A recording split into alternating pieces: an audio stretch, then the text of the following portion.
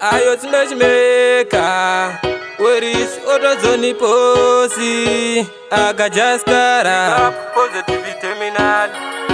Kupandichikura hapana indinzwisisa, pane zvandaita zvese vaingokanuka, pane pfungwa dzake isu tatopashaya, asi Mwari havana kumira kunditarira.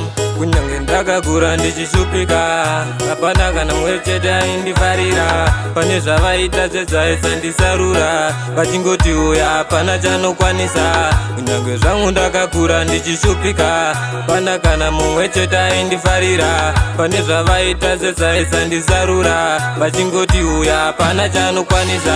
Chandoziva Mwari vandisiye ini ndiri ndega, vachatungamira svika zvinhu zvatongoendeka. Kambosimudza marombe kubvira muhuruva, kanunurano wamumvura yakawandisisa. Tiri pasi pezuva tichiti takarurama, tiri vanhu venyama towanikwa isu tichitadza. Chandoramba kuramba chidzimbira maronda ake, nekuti pani rakandisiyira chiri chitsvambe. Kunyange ndakakura ndichishupika, hapana kana mumwe chete aindifarira, pane zvavaita zvezvaisa ndisarura, vachingoti uya hapana chanokwanisa. Kunyange zvangu ndakakura ndichishupika, hapana kana mumwe chete aindifarira, pane zvavaita zvezvaisa ndisarura, vachingoti uya hapana chanokwanisa. Ndiri kuzama kuringa nzira ini handingaone, pane zvandotadza Ishe itai kandigone. Izwi renyu ndiri kurinzira kutori kure, pedyo penyu itai isu kuti tiswedere. Pandotsiurwa nevakuru itai ndizvirereke, pane kugara nachiti uyu haatangike. Panouya miyedza taisambokundike, pakasvika vamwe ita kuti ini ndisvike.